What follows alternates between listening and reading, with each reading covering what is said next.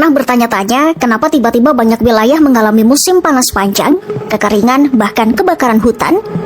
Salah satu penyebabnya bisa berasal dari fenomena yang terjadi ribuan kilometer jauhnya di tengah Samudra Pasifik. Fenomena itu bernama El Nino. Meski terjadi di lautan, dampaknya bisa dirasakan hingga berbagai negara di dunia, termasuk Indonesia. Lantas, bagaimana air laut yang memanas bisa mengubah cuaca bumi? Secara sederhana, El Nino adalah fenomena ketika suhu permukaan laut di Samudra Pasifik bagian tengah dan timur mengalami pemanasan di atas kondisi normal. Menurut Badan Meteorologi, Klimatologi, dan Geofisika atau BMKG, El Nino merupakan kondisi ketika suhu muka laut di wilayah Pasifik Tengah meningkat dibandingkan rata-rata normalnya. Perubahan suhu laut ini kemudian mempengaruhi pola pembentukan awan dan curah hujan di berbagai wilayah, termasuk Indonesia. Nama El Nino sendiri berasal dari bahasa Spanyol yang berarti anak laki-laki. Fenomena ini pertama kali dikenal oleh para nelayan di Peru ratusan tahun lalu. Mereka menyadari bahwa perubahan suhu laut sering terjadi menjelang bulan Desember berdekatan dengan perayaan Natal. Untuk memahami El Nino, kita perlu melihat kondisi laut dalam keadaan normal. Dalam kondisi biasa, angin pasat bertiup dari arah timur menuju barat melintasi wilayah tropis Samudra Pasifik. Angin ini mendorong air laut hangat menuju kawasan Asia dan Australia.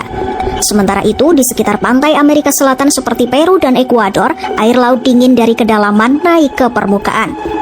Proses naiknya air laut dingin ini disebut upwelling.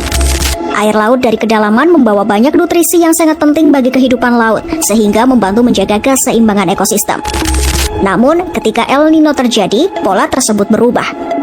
Angin pasat yang biasanya kuat bergerak ke arah barat mulai melemah. Akibatnya, air laut hangat yang seharusnya berkumpul di wilayah Asia dan Australia bergerak kembali ke arah timur menuju pantai Amerika Selatan. Lapisan air hangat pun menumpuk di permukaan laut dan menghambat naiknya air dingin dari dalam laut. Akibatnya, keseimbangan cuaca dunia ikut berubah. Ketika suhu laut di Pasifik meningkat, proses penguapan air laut juga ikut berubah. Perubahan ini mempengaruhi pembentukan awan dan pola hujan di berbagai wilayah. Beberapa wilayah bisa mengalami hujan lebih banyak, sementara wilayah lain justru mengalami kekeringan panjang. Menurut National Ocean Service, El Nino biasanya terjadi setiap 2 hingga 7 tahun sekali.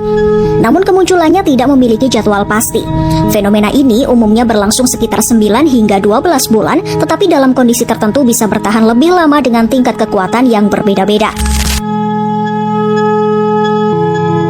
Bagi Indonesia, El Nino menjadi salah satu fenomena yang perlu diwaspadai karena dapat menyebabkan berkurangnya curah hujan. Ketika El Nino terjadi, wilayah Indonesia secara umum mengalami musim kemarau yang lebih panjang dibandingkan biasanya.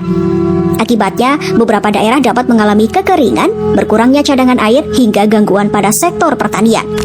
Salah satu dampak terbesar terjadi pada produksi pangan. Ketika lahan pertanian kekurangan air, tanaman seperti padi bisa mengalami gagal panen. Kondisi ini pernah terjadi saat El Nino kuat pada tahun 1997, ketika kekeringan panjang menyebabkan penurunan produksi pertanian di sejumlah wilayah. Selain pertanian, sektor kehutanan juga terdampak. Musim kering yang panjang dapat membuat hutan lebih mudah terbakar. Salah satu contoh besar terjadi pada tahun 1997, ketika kebakaran hutan di Indonesia menghasilkan kabut asap yang bahkan menyebar hingga negara-negara tetangga. Nurul Hidayati rela tinggalkan gaji dari luar negeri demi hidup di kampung halaman, Klaten, Jawa Tengah. Pilihan hidup seperti ini bukan di mainstream, jadi akan ada opini maupun kritik dari orang-orang luar. Saksikan video selengkapnya, linknya ada di deskripsi ya.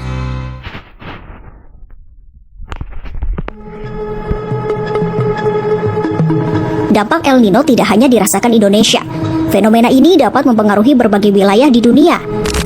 Menurut berbagai kajian iklim, saat El Nino terjadi, sebagian wilayah Asia dan Australia cenderung mengalami kondisi lebih kering dan panas. Sementara itu, beberapa wilayah Amerika, terutama bagian tertentu di Amerika Utara dan Selatan, dapat mengalami peningkatan curah hujan. Perubahan pola cuaca ini dapat berdampak pada pertanian, ketersediaan air, kebakaran hutan, hingga produksi pangan global.